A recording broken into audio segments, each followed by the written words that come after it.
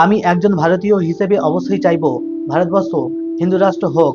যে বা যারা হিন্দু রাষ্ট্রের বিরোধিতা করবে তাদের অবশ্যই জানা উচিত সারা পৃথিবী জুড়ে রয়েছে 100টিরও বেশি খ্রিস্টান কান্ট্রি, রয়েছে 58টি মুসলিম কান্ট্রি, বৌদ্ধদের জন্য রয়েছে তিব্বত এবং ইহুদিদের জন্য রয়েছে ইসরায়েল।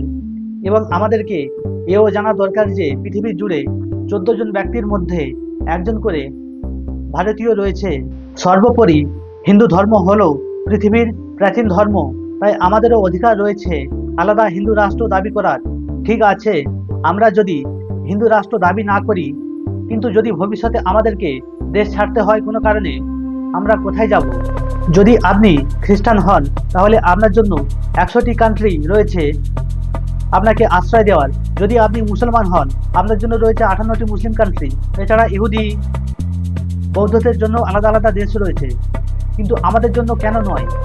আমরা হিন্দুরা কোথায় যাব?